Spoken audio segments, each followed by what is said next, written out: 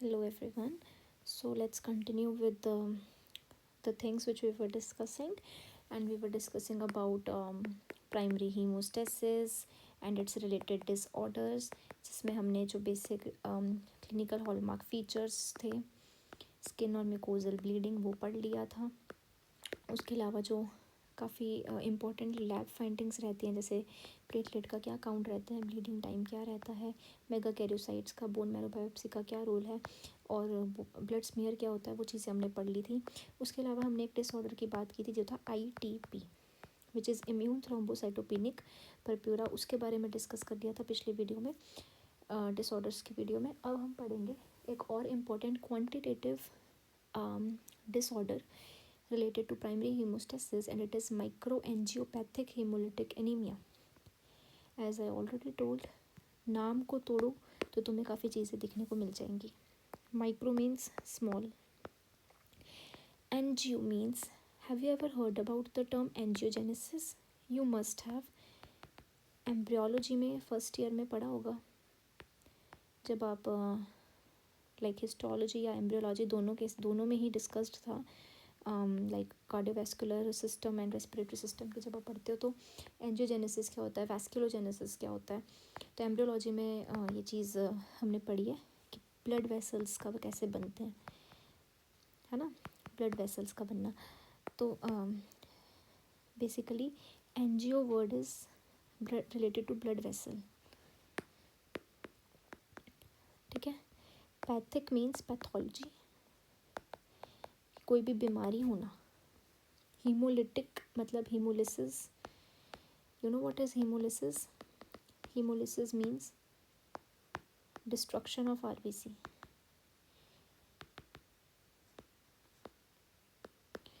Anaemia मतलब, अब देखो RBCs कम हो रहे हैं, हीमोलिसिस हो रहा है, खून कम हो रहा है, अपनी हम सिंपल भाषा में कहते हैं खून कम हो रहा है.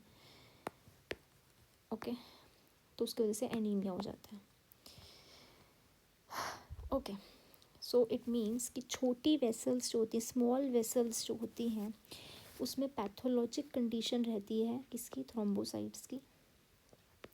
हम क्योंकि हमें पता है हम प्राइमरी हीमोस्टैटिक डिसऑर्डर्स पढ़ रहे हैं और सारी की सारी कहानी प्लेटलेट्स के अराउंड रिवॉल्व हो रही है, थ्रोम्बोसाइट्स के अराउंड रिवॉल्व हो रही है. तो यहाँ पर भी जो बीमारी है, पैथोलॉजी है, वो पैथोलॉजिक कंडीशन थ्रोम्बोसाइट्स की वजह से आएगी.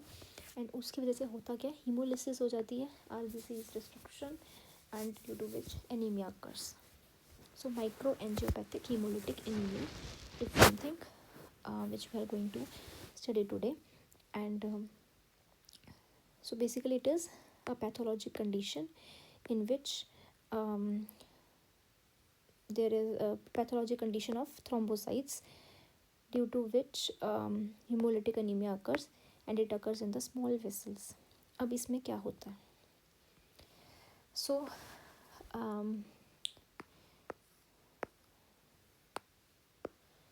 if this is a blood vessel,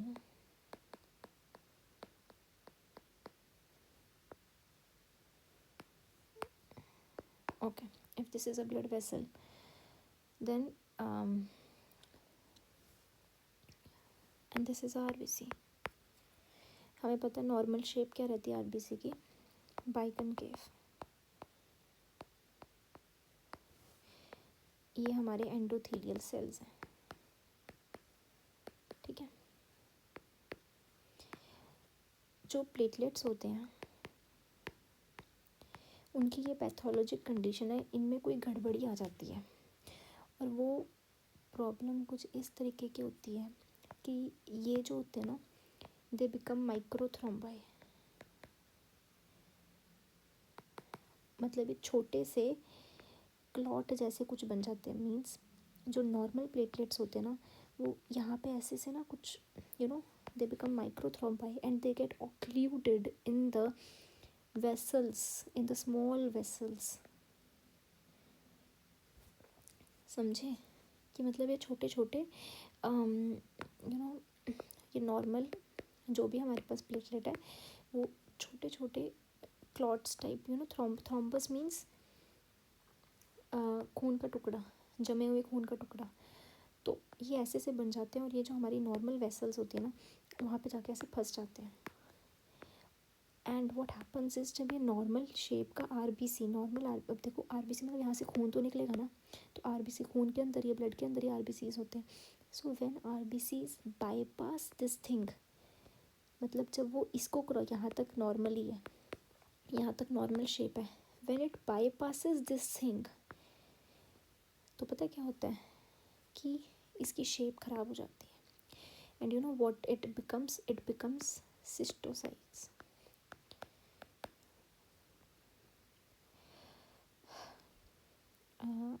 it would be क्या है, RBCs are converted into cystocytes and this is the major problem. अब नॉर्मल RBC नहीं रहा, जिसकी वजह से ये वाला RBC ख़त्म हो गया, it died. You know what does it means? Hemolysis occurs. इसकी वजह से खून की कमी हो जाती है, anaemia. So cystocytes are formed. Can you understand? Okay, so what happens is that it is a pathologic formation of platelet microthrombi in the small vessels, as I discussed. And also what happens is that normal platelets, they are consumed and they are formed as platelet microthrombi, and they get occluded in the normal blood vessels, due to which whenever RBCs pass through or bypasses through these platelet microthrombi, their biconcave shape is altered and they form cystocytes. And this formation of cystocytes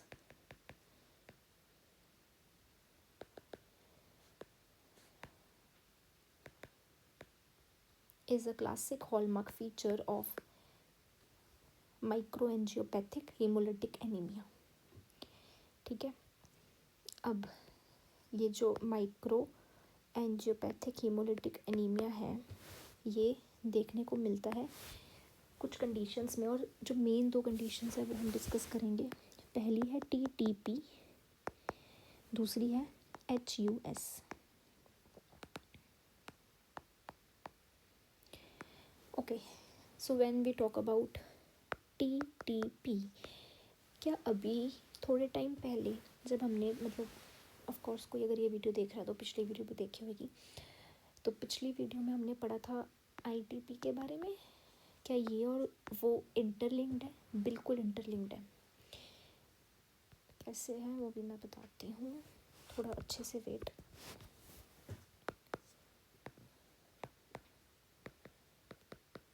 पहले तो नाम पढ़ते हैं, ये हम already पढ़ चुके हैं. Yes, it is immune thrombocytopenic purpura and it is thrombocytopenic purpura.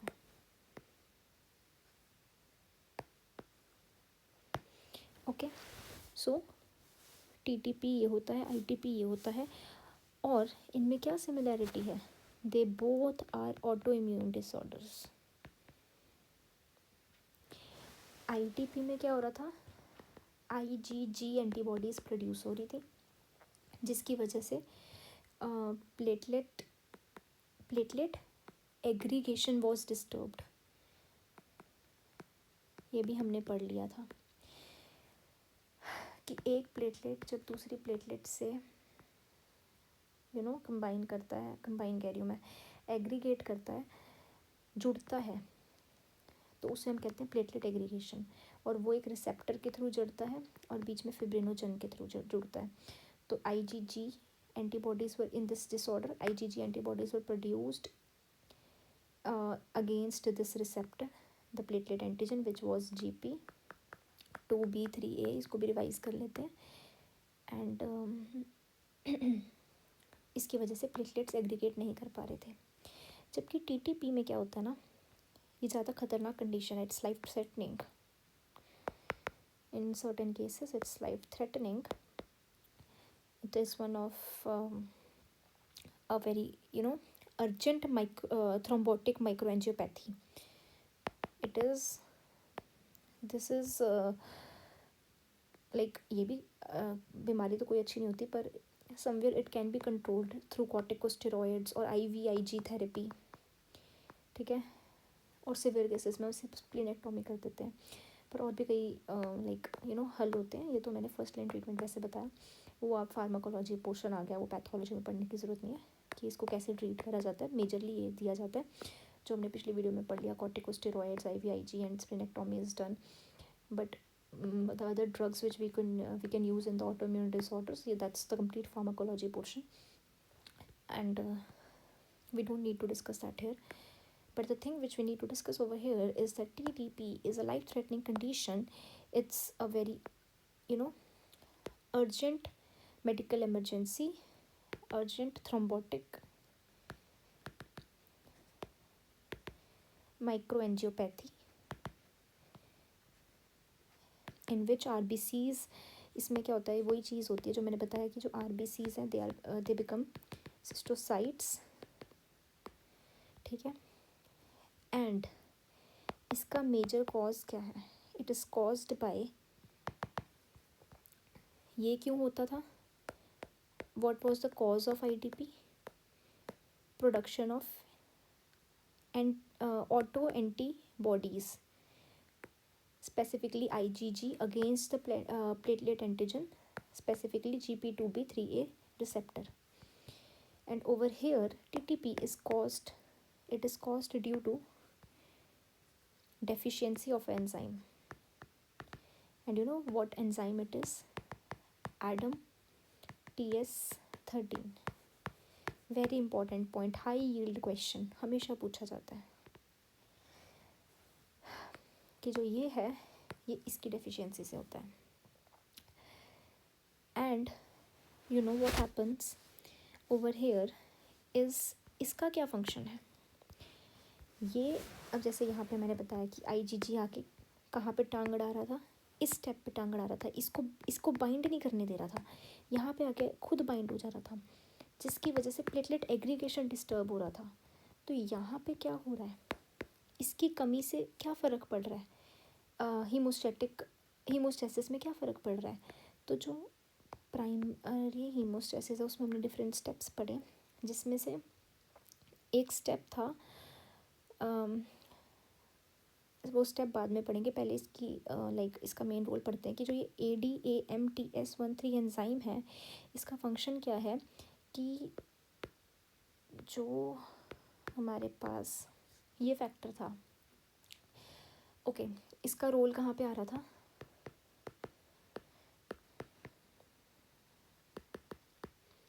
Platelet अधेशन में। कैसे? जो एक्सपोज्ड सब एंडोथेलियल कोलेजन था,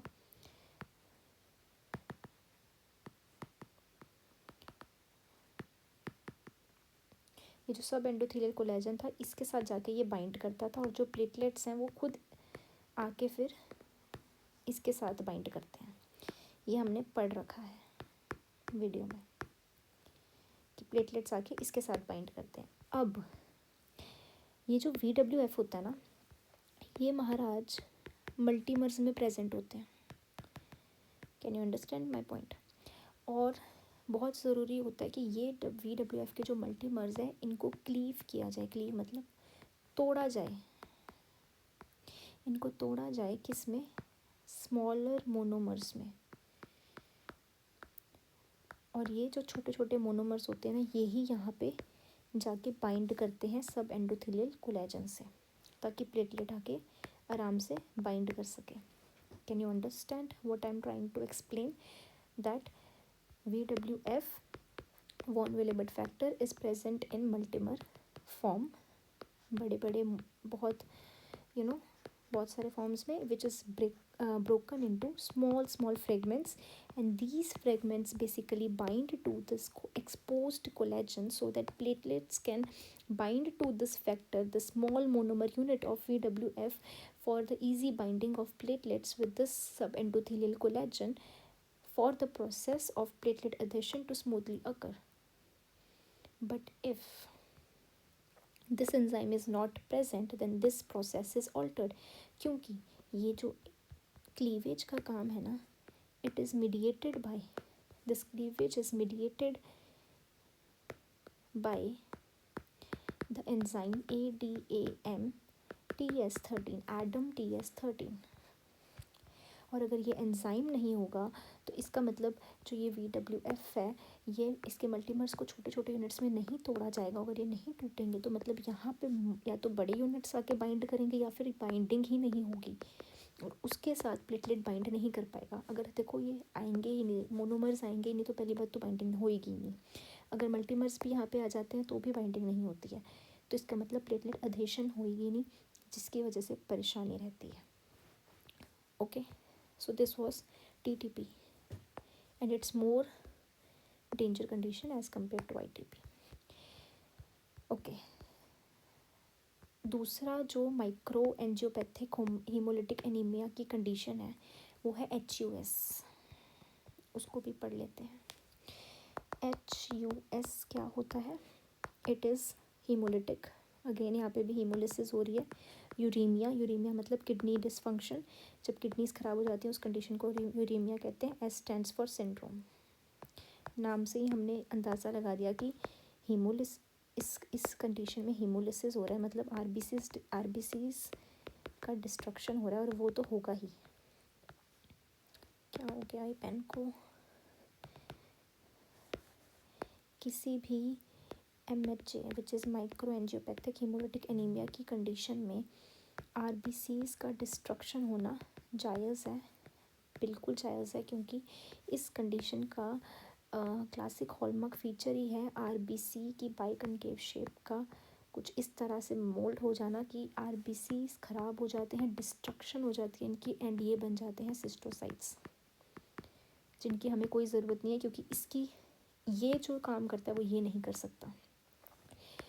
ठीक है, खून की कमी हो जाएगी, hypoxia, because blood would not be, haemoglobin would not be able to carry it properly to the organs, blood नहीं पहुंचेगा अच्छे से, आयरन नहीं पहुंचेगा, बहुत डिफिशियंसीज हो सकती है, एनीमिया हो सकता है of course, hypoxia, oxygen supply कम हो जाएगी to the organs, because haemoglobin नहीं पहुंच पा रहा है, तो ऑफ कोर्स ऑक्सीजन हीमोग्लोबिन से बाइंड करता है ना, तो ये परेशानियां रहती हैं। ओके, तो RBC destruction it's very important and very known and obvious cause or symptom which is noticed in any of the microangiopathies. Okay, so बात करें HUS की, तो इसमें क्या रहता है? TTP में तो डेफिशिएंसी थी एंजाइम ADAM TS13 की, पर इस केस में क्या रहता है कि E. coli वेरोटॉक्सिन जो है, वेरी सॉरी, उसका इन्वॉल्वमेंट रहता है। ठीक है, तो इसमें एक मिनट, हाँ जी, तो इसमें मेजरली क्या देखा जाता है ना कि ओके, सेम यही सेम प्रोसेस क्या कहते हैं रिपीट होता है, बट कॉज कुछ अलग होता है।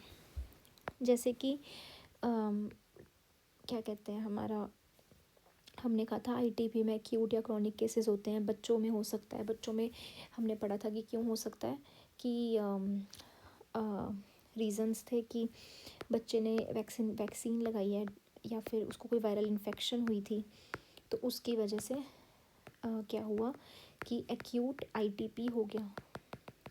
और हमने पढ़ा था कि अगर क्रॉनिक केस है ITP का, तो उसमें हमारे पास रहता है कि women of child bearing age could have this thing either primarily और secondarily, किसी को ल्यूपस है या किसी को रूमेटॉइड आर्थराइटिस है, किसी को कोई भी ऑटोइम्यून डिसऑर्डर है, या किसी ने रिसेंटली ऑर्गन ट्रांसप्लांटेशन करवाया जिसकी वजह से उसका इम्यून सिस्टम वीक है, anything which is triggering the immune system, because ITP was autoimmune disorder, so it could lead to chronic ITP as well. So over here in case of HUS what happens is कि ये क्यों होता है? ये होता है drugs की वजह से या इन्फेक्शन की, ये भी या तो इन्फेक्शन की वजह से या ड्रग्स की वजह से होगा। और इसमें एक इम्पॉर्टेंट चीज़ हमने ये नोटिस करनी है कि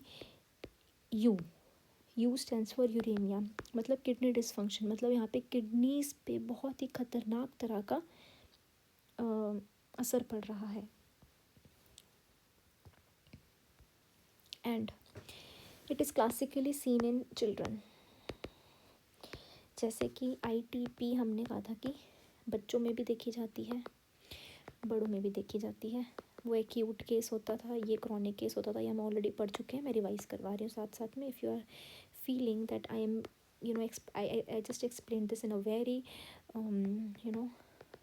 this thing, then for that you must review the previous videos. Talking about HUS, okay, U stands for uremia, and it's very prominently seen in children, and specifically the children who had infection. और वो infection पता है कौन सी? एक बहुत ही high yield question आता है यहाँ से कि ये क्या चीज़ थी। It is E. coli O157H7 dysentery. इस इन्फेक्शन से ज़्यादातर बच्चों में देखा जाता है ये बीमारी।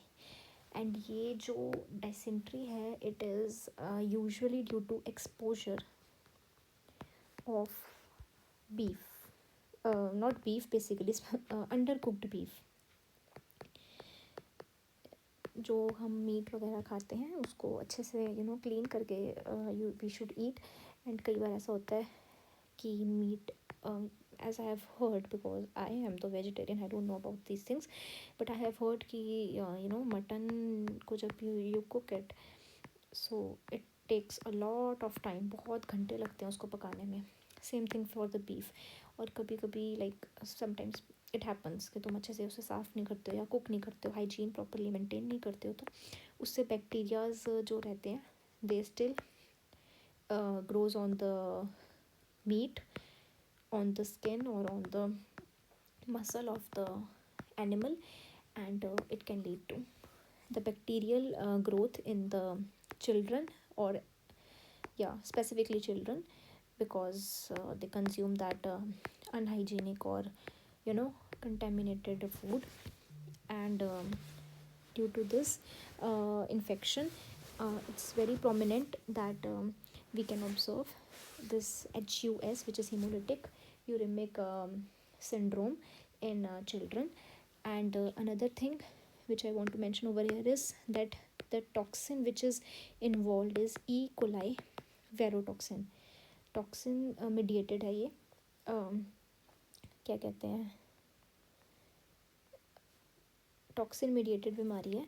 हमने पढ़ा हुआ है जैसे स्टेफाइलोकोकस ऑरियस जो होता है, जो हमारे पास एस ऑरियस होता है, don't know what happened, okay, जैसे हमारे पास एस ऑरियस होता है या हाँ एस ऑरियस होता है, ये टॉक्सिन सिक्रिएट करता है एक्सोटॉक्सिन, जिसकी वजह से कई तरह के बीमारियां हो सकती है, जैसे toxin mediated shock syndrome something है ना, ये हमने काफ़ी चीज़ें पढ़ी हुई हैं। या स्केल्डेड टॉक्सिन मीडिएटेड सम स्केल्डेड सिंड्रोम है ना। सो एंड इवन स्ट्रेप्टोकोकस पायोजीन्स है ना, वो भी टॉक्सिन सिक्रिएट करता है, तो उसकी वजह से भी रहती है बीमारियाँ। तो HUS में भी जब ये वाला बैक्टीरिया इन्वॉल्व रहता है, E coli, it's a gram negative bacteria. Again microbiology, देखो सब चीज़ें लिंक्ड है। This exposure of undercooked beef, and we have studied कि जब हम एस ऑरियस की बात करते हैं तो वहाँ पे अनहाइजीनिक या स्पेसिफिकली पोटैटो सैलेड से कंटेमिनेटेड इसमें ऑलरेडी टॉक्सिन रहता है ना, जो कि हीट स्टेबल होता है, heat stabilized toxin over there, and it can cause some of the diseases over there. So it's like microbiology also comes over here. Okay, so this means like whenever you study something you should be clear with your basic concepts. So this bacteria, basically what it does is that it can cause problems in children and क्या होता है कि ये specifically यही haemolysis करता है, RBCs को destroy करके सिस्टोसाइट्स बना देता है.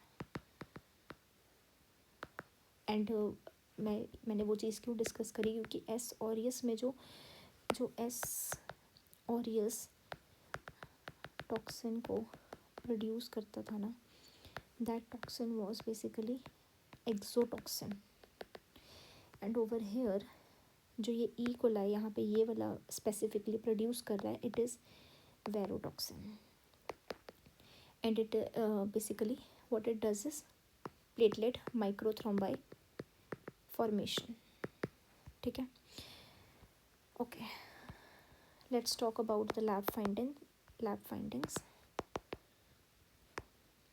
सेम चीज़ें रहेंगी, प्लेटलेट्स कम रहेंगे, थ्रोम्बोसाइटोपिनिया कितने कम, less than 50,000, bleeding time prolonged रहेगा.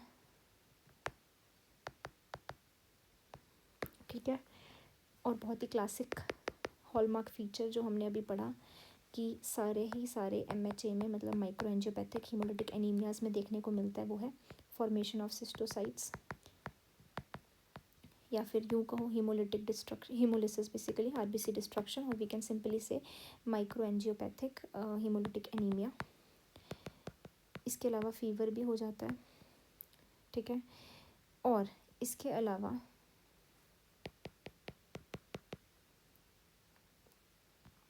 there are two major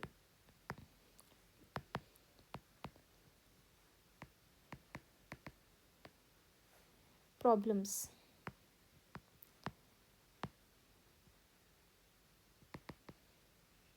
One is renal insufficiency, other is CNS abnormalities, central nervous system abnormalities. These both conditions are seen in disorder related with this microangiopathic hemolytic anemia. दोनों की दोनों देखी जाती हैं, चाहे TTP की बात हो रही है, चाहे HUS की बात हो रही है, दोनों में ही देखी जाती हैं kidney problems, brain related problems, CNS problems basically. But renal insufficiency is more prominent in HUS, as by the name we can observe uremic issue. And over here the CNS problem is more prominently seen in TTP. Okay, what does it mean is that we know that in both the conditions the major problem is cystocyte formation, which is leading to hemolysis, क्योंकि platelet माइक्रोथ्रोम्बाई बन जाता है और वो जाके blood vessel की wall में occlude फंस जाता है, और जब भी नॉर्मल आरबीसी वहाँ से गुजरता है वो सिस्टोसाइट बन जाता है. तो इसकी वजह से that microthrombi formation when it is more prominently involved in the kidney area, then it is HUS, and when it is related in the CNS, then it's TTP.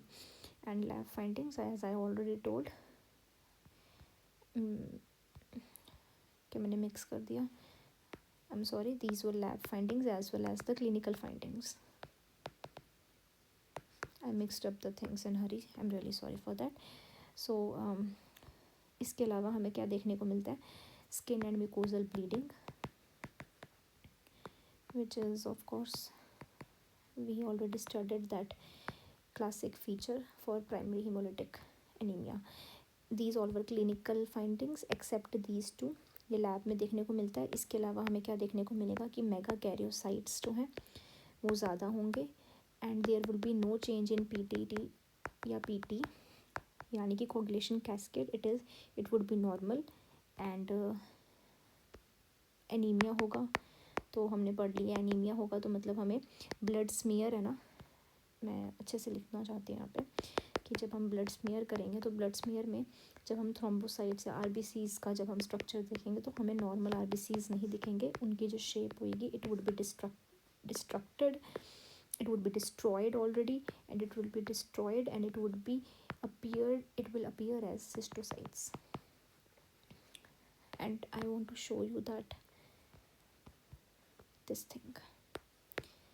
is a very prominent appearance of cystocyte, जिसमें 2 edges हैं. जैसे मैंने अभी आपको photo बनाई थी ना, मैं बार बार ऐसे RBC को ऐसे बना रही थी. सो ये it's due to occluded microthrombi platelet, the destruction of RBC, and it lead to the formation of cystocyte. Okay, so what is the treatment? So basically treatment for specifically when we talk about TTP, तो उसमें वही corticosteroids दिए जाते हैं. Steroids दे दो, या फिर there is a process called, it was plasma pheresis. It is performed, and you know what happens in plasma pheresis? Plasma pheresis is basically कि जो पेशेंट है उसकी बॉडी से प्लाज्मा रिमूव किया जाता है. Plasma is removed from the patients body, and due to the removal of plasma from the patient's body, the harmful proteins or whatever the harmful antibodies which were present inside this plasma, this contaminated plasma, they are also removed. So plasmapheresis is a process in which the contaminated plasma from the patient's body is removed, by which the harmful proteins and antibodies which were present in this plasma, they are also being removed. ठीक है. So it is a process in which basically we remove the harmful proteins from the blood. तो यहाँ पे ये कहानी ख़त्म होती है, एंड हम बढ़ते हैं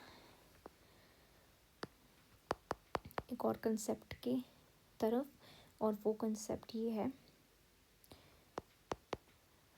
अभी तक हमने क्वांटिटेटिव डिसऑर्डर्स पढ़े, अब हम पढ़ते हैं क्वालिटेटिव डिसऑर्डर्स क्या होते हैं, और वो हमारी पैथोमा में कुछ खास नहीं बताए हैं. So qualitative disorders over here is Bernard-Soulier syndrome. It is Bernard-Soulier syndrome, and it is due to the deficiency. जैसे मैंने कहा क्वालिटेटिव है. Qualitative means when the quality of platelets is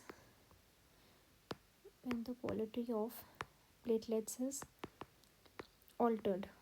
When the quality of platelets is altered. So Bernard-Soulier syndrome is when there is a genetic deficiency. When there is a genetic deficiency of what? Of GP1B receptor. When there is genetic deficiency of GP1B receptor, it means where was this thing needed? We have already studied that when one platelet when one platelet has to adapt to the surface of VWF. In the case of platelet adhesion, at that time there was this receptor which was mediating this process, but if GP1B receptor is not present and it's genetically deficient, then over here this process would be altered. So over here in case of this syndrome, due to this there would be alteration in basically our as I told. Okay, so in this case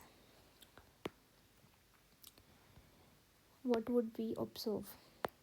This is important thing, then that in lab findings we would see that platelets, they would be less, of course, but as it is qualitative disorder, it means quantity is not impaired that much. So quantity not impaired that much, but थोड़ा बहुत फर्क तो पड़ता ही है. So there would be mild decrease in the platelets, that means mild thrombocytopenia. It would be mild thrombocytopenia, and there would be problem in quality of platelets. And how quality would be um, you know altered?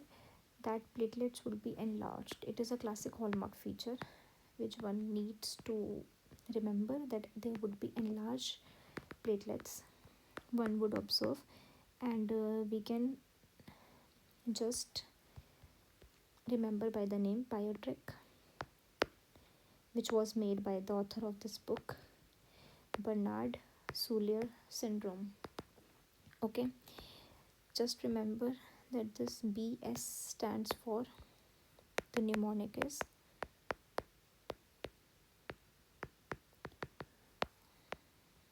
this BS stands for big sucker, and this big sucker should remind you of big platelets.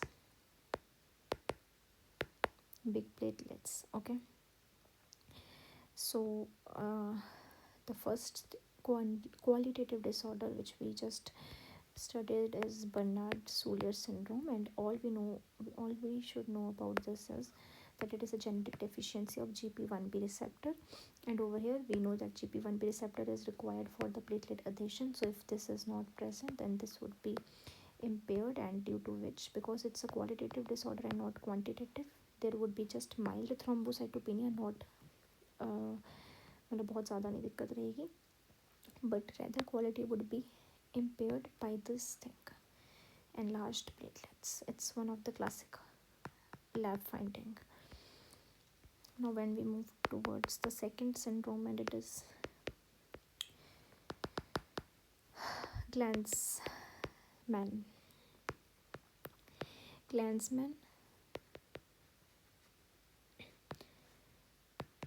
thrombasthenia.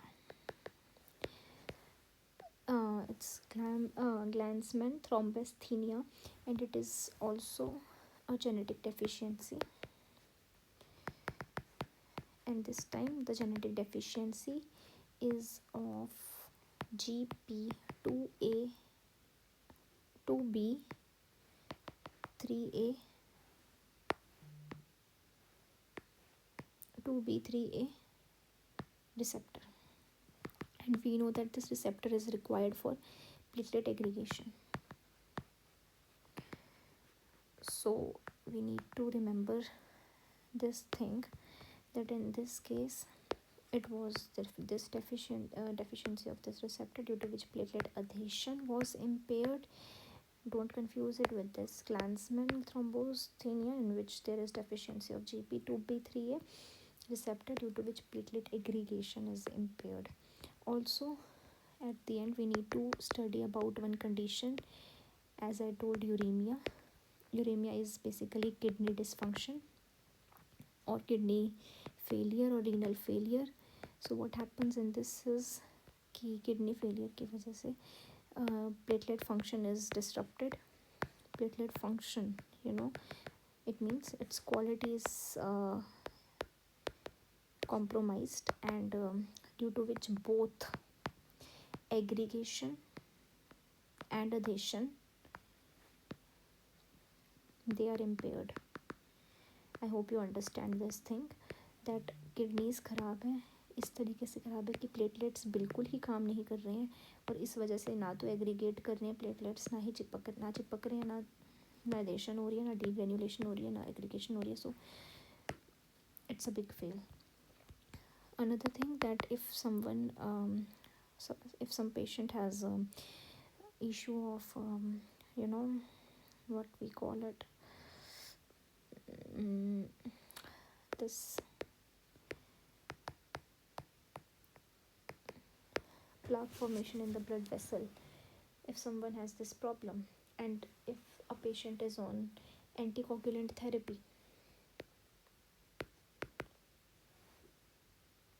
so anticoagulants like aspirin. So if someone is on anticoagulant therapy, specifically aspirin, so we must know कि aspirin का क्या काम होता है. Anticoagulant है वो, मतलब कि वो जो ये हमने प्रोसेस पढ़ा प्लेटलेट्स वाला, उसमें जाके क्लॉट बनने नहीं देगा। और ये स्पेसिफिकली पता है किस पे इफ़ेक्ट करता है? प्लेटलेट साइक्लोऑक्सीजनेस पे इफ़ेक्ट करता है, और ये TXA2 को बनने नहीं देता। It is a anticoagulant, it means it will not able the clot to form. It alters this process, this cyclooxygenase, due to which this doesn't forms, due to which platelet aggregation is impaired. You know what does platelet aggregation means? Why platelet aggregation is involved in this step? Because we know that TXA2 is involved in the degranulation process. Then why it is impaired? Because TXA2 was responsible for platelet aggregation, because it forms clot, it helps in vessel constriction, it forms the clot. And अगर clot ही नहीं बनेगा, clot कैसे बनाने में, sorry ये clot बनाने में कैसे हेल्प करता है? By platelet aggregation. If platelet will not aggregate, then there would be no formation of clot. Hence TXA2, if it's impaired, then this thing would be impaired. And by this we complete our concept of primary hemostasis, its disorders, quantitative as well as qualitative. And I just want to give an overview from book of this thing, that इसको बहुत ही थोड़े से चीज़ में mention किया गया यहाँ पे. बर्नेट-हूलर syndrome, this deficiency, platelet adhesion खराब होता है, enlarged platelets is important. In this case, this deficiency, platelet aggregation is impaired. In aspirin also aggregation is impaired, and in uremia both are impaired. This is all we have to know in this chapter about this thing. And about this particular process we have discussed in previous videos. And now the only thing which is left to be discussed is disorders of secondary hemostasis, like hemophilia A, hemophilia B, coagulation factor inhibitor, von Willebrand disease. There are many. So, and also the other disorders which would be discussed in another video. And thank you for watching till end, and I hope you get each and every point.